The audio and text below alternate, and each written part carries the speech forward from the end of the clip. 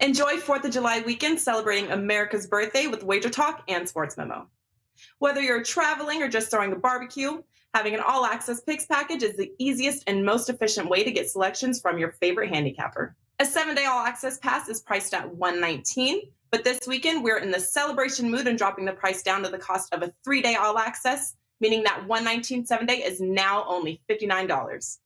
This comes out to under $9 per day. There is no coupon required, and there is no cap on how many Wager Talk and Sports Memo handicappers you can lock up at this price. From our Wager Talk, Sports Memo, and Gold Sheet families, we would like to wish you and your family a very happy and safe 4th of July holiday.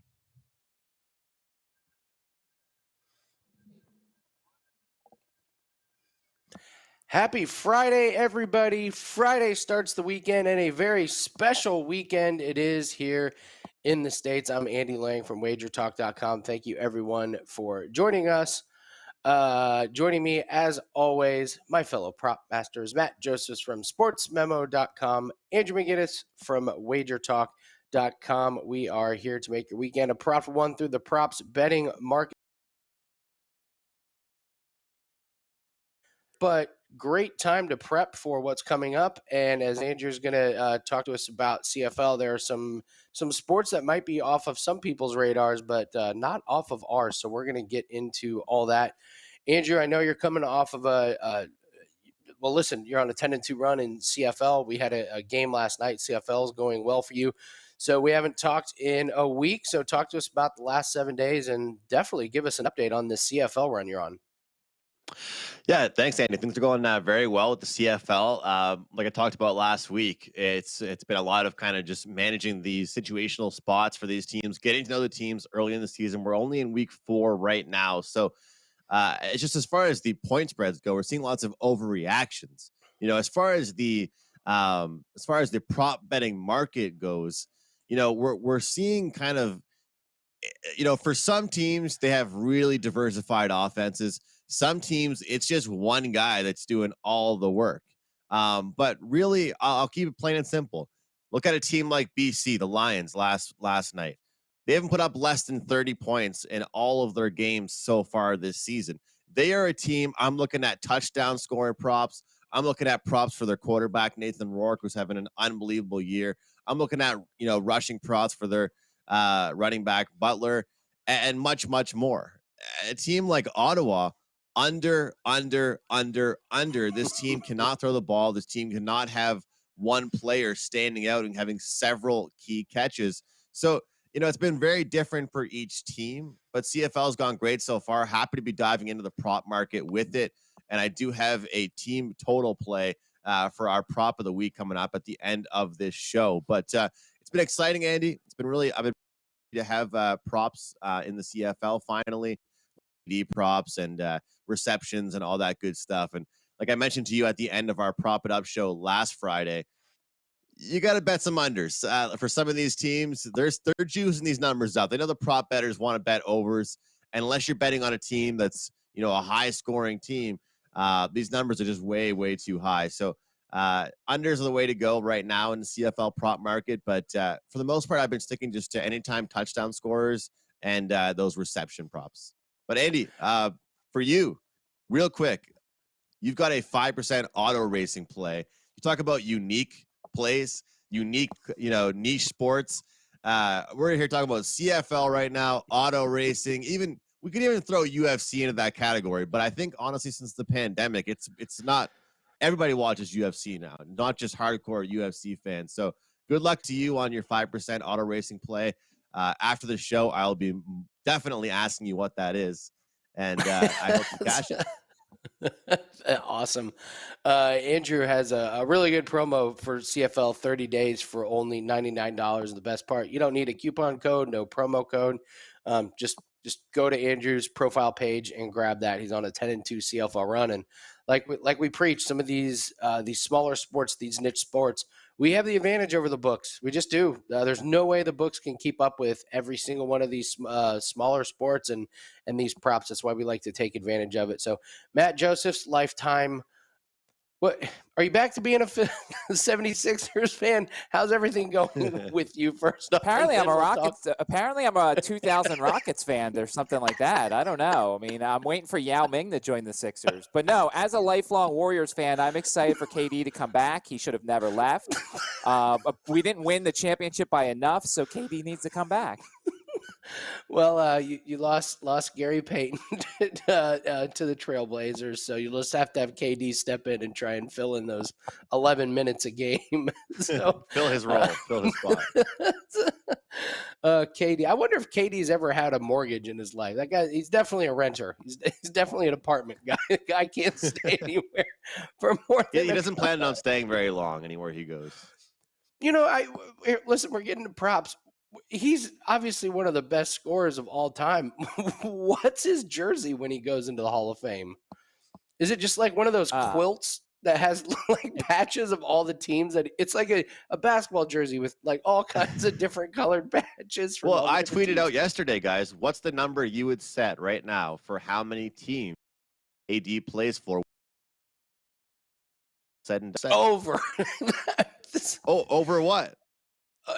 All of it. What are they going to set the number at? I mean, he's just going to jump from one team to the other, and his game translates to being around for a while. You know, jump shots, and as he gets older, his 3-point shooting and his jump shots sets up well for him.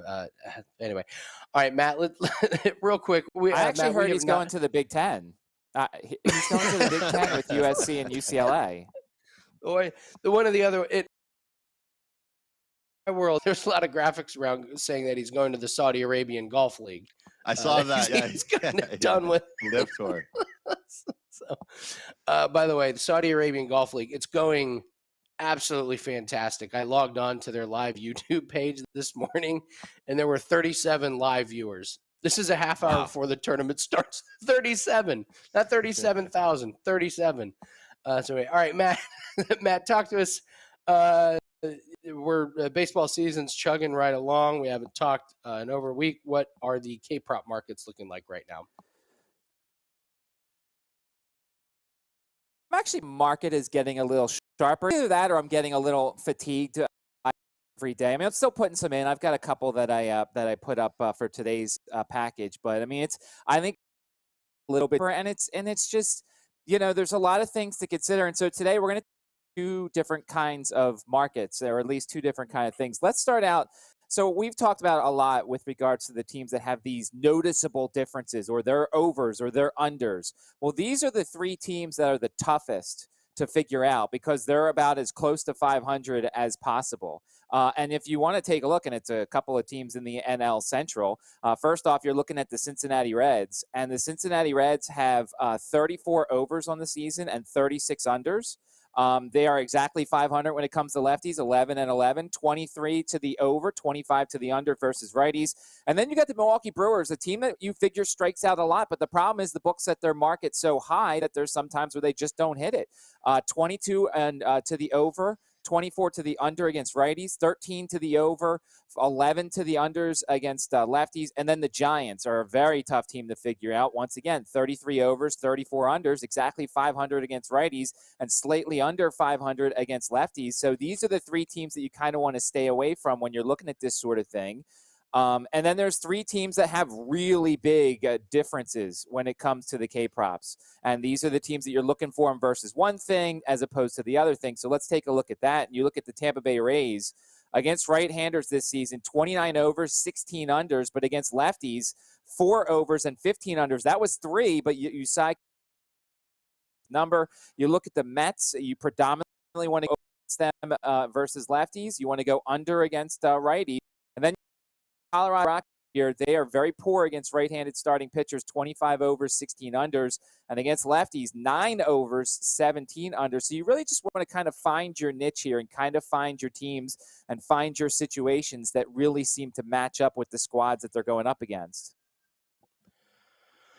It's really, really good stuff. Yeah, those I really am interested in those teams that are like exactly 500 because like that's just like no man's land. It's just death by 1,000 paper cuts. Like you're barely going to break even on those. So one thing I was actually going to go over, but I think it's absolutely a topic. When you look at these teams, look at them in stretch by game. One thing I was going to talk. One thing that we've had success on, and I was going to bring up. I'll do it right now.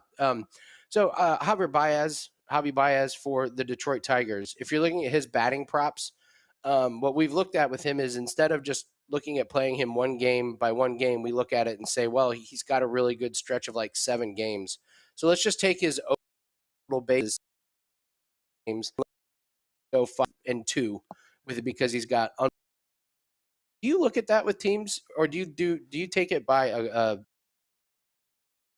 game? I think and as I've said before on the show, like since now that I'm kind of documenting this stuff comes in stretches. I mean, it's contagious when you down a lot situation under the first 25-ish games of the season. The next 25, they were like an over machine.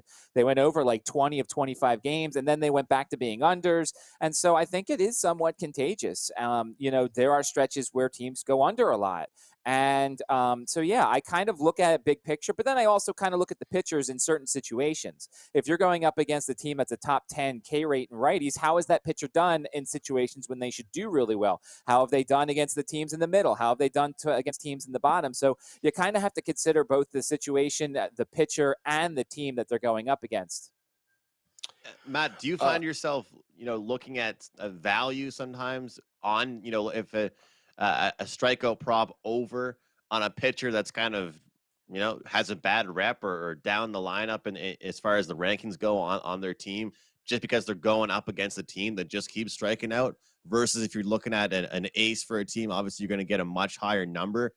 Do you find yourself, betting those sometimes lower tier pitchers to go over their strikeout numbers just strictly based off who they're going against? Or for you, are you mostly looking to target the top tier pitchers?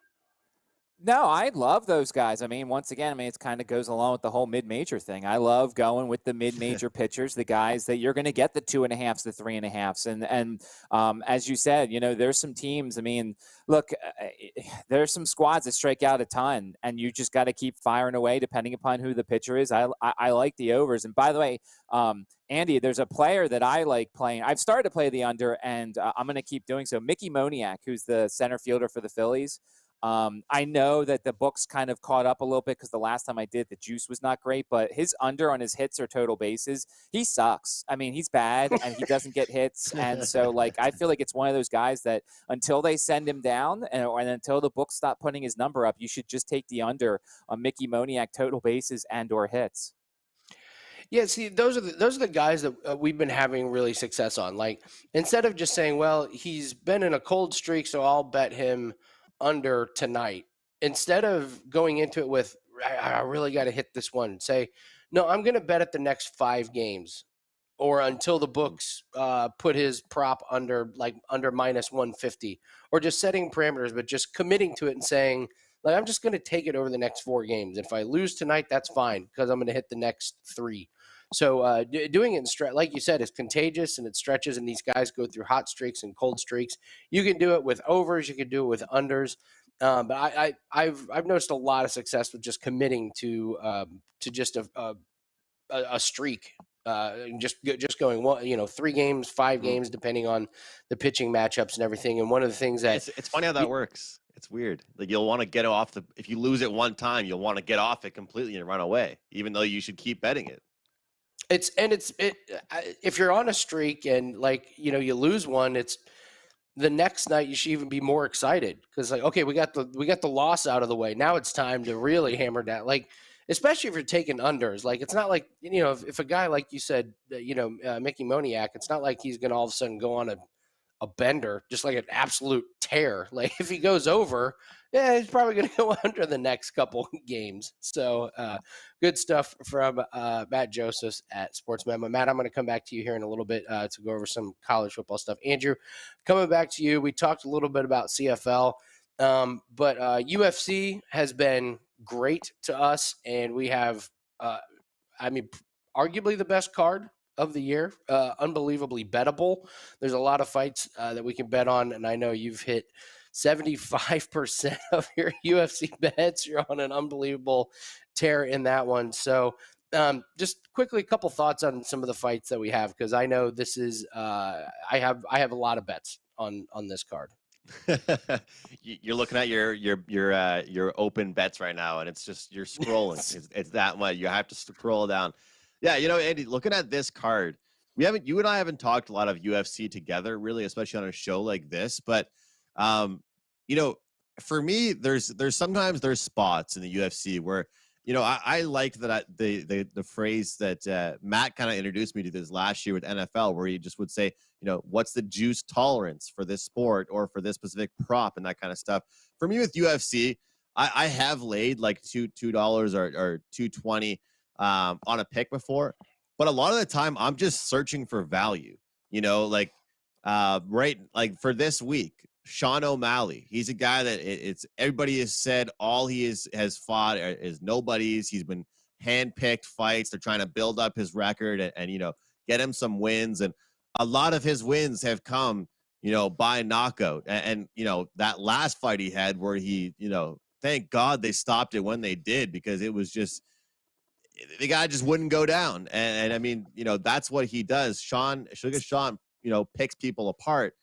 When I look at his fight this weekend, he's finally fighting a guy that actually has some, big names that he's fought against. So Andy, he's fighting a guy that can actually hit back. Yeah, exactly. A guy that's he finally has a guy who can throw a punch back at him. So I actually took O'Malley to win by points via decision at plus 150 for this week. And it's just an example of, UFC is a sport that people are normally known to have no problem just laying the juice. Out of all sports, whether it's props or whatever it might be, UFC is that sport where you don't bat an eye if you see somebody throwing a minus 250 down, because they're just betting on, those guys. Look at Israel Adesanya this weekend, big favorite. A lot of people think he's going to win. They're comfortable doing that. I'm a big method of victory type of guy. One more, one more. I'll give. I've got a plus 500 for this week. I won't share that one, but I will say I do think that that Cowboy Donald Cerrone and inside the distance this week. It's like how people say it's like kind of it's the last ride. Well, I think it's the last ride for Donald Cerrone. I think he actually gets it done at a really good price. But what are your thoughts on the method of victories, Andy, and how often do you bet those versus money lines and totals? Because for me, when I have my package out for clients, usually it's like one real strong play, like a 3 or 4 or 5, and then it's several 1 or 2s trying to just chase that value with, like, I've got a guy this week. He's minus 1, like 15, 20 to win, and I chose a method of victory that boosts it to plus 500. I like that kind of stuff, picking how they're going to win.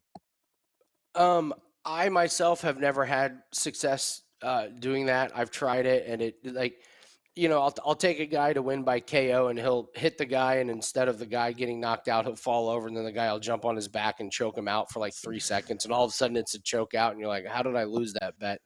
But I will say this method of victory, you can get those really higher prices, and those are the kind of bets where you can win 3 out of 8 and make a huge profit because you're getting that plus 400 and that plus 500. So it's kind of one of those where you don't look at how many, what's your winning percentage. You look at, your total units. I tell you one thing that I've done really well on, and I will say this, Andrew, I've just made a new rule for myself, and I highly advise everyone to do the same. I just think there's no more Bellator or PFL betting. The only way that you can bet PFL or Bellator is to parlay some of these big higher price guys, and they're losing. They're like one of them, a card is losing, and it's just killing everybody's parlays. I'm even on PFL, and I've washed my hands. There's no more value in Bellator and PFL. I mean, you have Kayla Harrison is minus 3,500. Give me a break. That's their main event. What are you supposed to do with that? So I just, if someone else can figure out Bellator and PFL this year, kudos to you. I have not been that guy and haven't been able to find it. I just think you can put your money on much better bets. But one thing that I've been liking is on DraftKings for UFC, they have round props, and they have the prop to start round 2. And these are very highly juiced, but man, you take these women fights to start round 2 and you just kind of put them all together, and it's sometimes it's really easy money. I mean, how many times do you see a knockout in the first round in a women's fight? Like hardly ever, or a choke out or something, like a submission. You can avoid people like Mackenzie Dern, who always goes for the armbar, or different things like that. But just parlaying some of the women's fights to start round 2 has been really successful for me. But I think the biggest thing for mixed martial arts is just avoiding PFL and Bellator. I used to bet them all the time, but now I just find them unbettable at this point. So I imagine, Andy, the bookmakers don't love it either, because they're just hoping that one big favorite gets upside each week. That's all they're hoping for. And it's been happening, and like you said, but for a while, as you've told Matt and I in our Twitter group chat, it was, profitable for bettors because you could pick 3 favorites, parlay them together, and make some cash. But now we're starting to see the odds just get too ridiculous. It's something that really you can't give your attention to betting on every week, because the odds are just batshit crazy. Like you said, minus 3,500. I mean, you almost want to take the dog just for the heck of it, but they're going to lose. Well, I actually was going to bet against Kayla Harrison in that, but her opponent dropped out. She's minus 3,500 because her opponent dropped out, and they pulled a woman off the street out of Fresh Market. It was like, hey, do you want to fight Kayla Harrison? She was like, yeah, sure. Let me put my basket of groceries down. So, I mean, that's the caliber of opponent that she's fighting. It's really bad. But yeah, the winning method I think is pretty interesting. I mean, Volkanovski and Holloway. If you like Volkanovski, you're probably going to go decision. He's probably not going to finish Holloway. So it's a way to get some much better odds on that. So Andrew, you got UFC pack up for this weekend, right? Yeah, I was telling you for the past few weeks, it's been pretty low volume for me. And here I am stepping in this week with 4 or 5 plays. So no real best bets this week, though. There was one play I really liked. And actually, I'll just say what it was going to be. It was going to be the over in that fight you just mentioned, or for that fight to go the distance there. And the price just got too high, Andy, where I couldn't make that a 4% play. I didn't want to jump in with like a minus 235 now, I think it was, for that fight to go the distance as a 4%. But I do have several 1%, 2s, and 3s you can grab at WagerTalk for me in a package. And it's like you just talked about, Andy. Some of them are just regularly priced, minus 110, 120 type thing. But 1 or 2 of them, some nice plus money. And you don't have to hit, that perfect percentage to make some money with those when you're cashing tickets at around plus 200, or hopefully that plus 500 comes through. And you're on a 6-0 run. That's correct. Yeah, I'm on a 6-0. I laughed when I was on WagerTalk yesterday. I was like, oh, I'm going to talk about my 6-0 run, and then the guest after me was Kyle Anthony, who I think's up 88 units over the last year. So, hey, but you're doing lots of sports though. That's his sport. That's all. That's the only sport he does though. You're doing like 8 sports. Oh man. Yeah, that was funny. So Matt, I want to come to you. We got college football coming up, and we got our prop of the week coming up, and we have an unbelievable special that is good for all of us. I'm going to get to, but Matt, college football, it was on the back burner. Now it's just moving kind of closer to the front burner. So I guess the first thing is talk to us about the Big Ten bombshell and how you think USC and UCLA are going to like playing in Iowa in November, and what it's going to be like in the night game at Penn State when it's 10 degrees. So yeah, what do you think is going on with college football with this move of the Big Ten, and also what you're researching right now? Yeah, I think it's going to be awesome. I'm not one of these people who's lamenting the loss of rivalries and things like that. I'm for change. I realize what's going to happen with college football. Eventually, we're going to have like 2 or 3 just super conferences, and then everybody else is going to fight out for the scraps. But yeah, it's a weird fit. But eventually, in 4 or 5 years, after it gets started, people are going to get used to it. So I have no problem with it. I'll be interested to see what the Pac-12 does. I think the Pac-12 goes and raids the Mountain West, and then the Mountain West goes and raids the FCS, and then eventually maybe the FCS undergoes some big time changes, but change is good as far as I'm concerned. I'm for more teams in the college football playoff. I think 8's the perfect number there. I'm for all sorts of change, except for the NCAA tournament. Stay at 68. That needs to stay where it is. So what's going on right now is kind of the process that I go through for college football win totals. Last year, I did better than I ever could have dreamed, going 7-0-1 in my win totals and having 4 possible teams in the conference championship games. And we're going to try and match that once again. And so what I've kind of done for my process is, and it worked last year, I did my first run through of all the schedules and everything, did my first run through because I got my Athlon magazine, and kind of wrote down wins and losses and everything. And then now I'm taking like a week or so off and kind of waiting till Phil Steele comes out, which is July 4th. So July 5th, it'll be in my hands. And then I'll do my second run through. And people will laugh, but like when you look at something through a different scope, it seems a little bit different. So you look at the schedules on Athlon's magazine, and then you look at it in Phil Steele's magazine, you pick up little different things here and there. The one key that I have in my process is I have not looked at Vegas's numbers yet for any of the win totals. I'm not letting it affect me. I'm not letting anything because, sometimes these win total juices, there's some that are bigger, like, the over for this team's plus 140. Well, let me try and figure out how it can go over. By not looking, I'm giving my purest thoughts on every college football team. And I also have to do it because I write an article for Athlon giving my opinion on every single team in the country. But once I kind of go through that second run through, then I'll compare my numbers to Vegas. And if I have 1 or 2 big differences, then I know that's one I want to play. If I have somebody with 6 wins and Vegas has it 3.5, I know it's one I really like. So we're kind of just going through the process. Step 1's in the books. We're going through the rest period. We'll get Phil Steele coming up next week. And then we'll kind of go through everything once again and try and find the biggest differences. And hopefully they win again this year. All right, come on, give us a team. Who are you looking at? Who's flying under the radar right now? That was very vague and very professional. Give us one team that you really got circled. Well, I don't it's know hard Matt was for a me, good obviously. dancer, but Matt kind of danced around your question there. Well, no, he asked me about my process. I gave my process. I mean, obviously, I have not looked at the numbers yet, so I don't know what anything is, and I don't want to know. But I'll tell you, I think it's going to be a great year for the service academies. I think Air Force, Army, and Navy are going to be fantastic. I have a lot of wins for all 3 of those teams. Now, how they match up to Vegas, we'll see in like a week or so when I kind of run through number 2. But I think Army, Navy, and Air Force are going to have really good football teams this year, and I think the Commander-in-Chief trophy is going to be highly contested between the 3 of them. First quarter unders? We'll see. That was very profitable last year. And Navy's defense is going to be better this year, so that's good. Army's defense is going to be pretty good this year. Air Force's defense is going to be okay.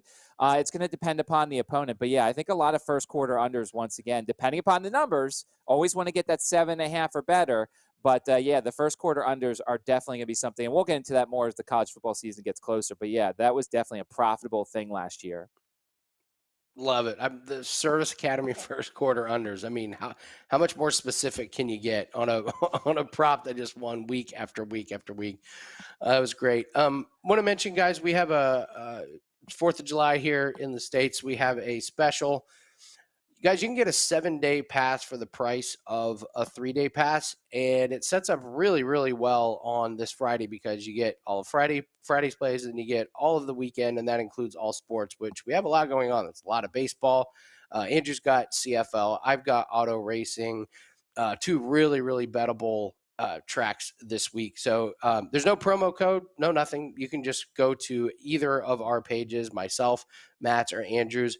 July 4th special 7-day pass for the price of a 3-day pass. It's a really, really, really good opportunity to get 7 days of some really great plays. So encourage you guys to take advantage of that. It's not limited to one handicapper. You can grab as many as you want, 3, 4, 5, whatever you like to profit over this weekend. So guys, before we get to the prop of the week, just a couple things. I've started going through the NFL schedule at the first part of the year. I talked about on WagerTalk today that on DraftKings they have the Jets over under 2 division wins this year. They have 0 in the last 2 years combined. So that's an easy under play for me if you're looking for some good futures. And then just a couple of player props that I think we can get down as soon as these lines come out. We talked about playing multiple games. So Jonathan Taylor, The Colts' first 2 games of the year, they play the Texans and the Jaguars. I expect a huge start from Jonathan Taylor. We got a new quarterback with Matt Ryan. What better way to get him acclimated than to use Jonathan Taylor right out of the gate? So I think if you're looking at some player props, and then Andrew, I know you love Kareem Hunt, and we look at the Browns. Nick Chubb and the Browns' first 2 games of the year, they get the Panthers and the Jets. The Jets were atrocious on run defense. Panthers not very good either. And with the Panthers quarterback situation, who knows what's going on there. So if we're kind of looking ahead at maybe some player props to look at in the NFL, maybe look at the Jonathan Taylor and the Browns running backs to start off the year. So, all right, it's time for the prop bet of the week.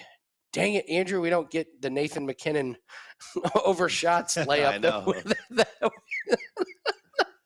I got the easy one last week. You really got to search for this one. So, Andrew McGinnis. I remember doing that show with you, and then did puck time right after this show. And Carmine's best bet was Nathan McKinnon over, and that was going to be my best bet on the show too. But I didn't want to go the same as him, and everyone's talking about it. So the cat's out of the bag. I mean, that's one of those things where it's like, no, we don't want to share any. We don't want to. You don't want to really have everybody taking your pick from you, but I mean, we all want to make money. So it was kind of a fight. Like, well, who's going to do the prop of the week? Oh, I will. Please, I'll do this week. Yeah, exactly. So, all right, take it, Andrew. What do you got? What's the prop of the week? So I'm going with a CFL team total here, and I've had a good read on these totals so far. I think I've played more totals overall this year in the CFL than sides. This is a Edmonton Elks team total over 17.5 points tonight.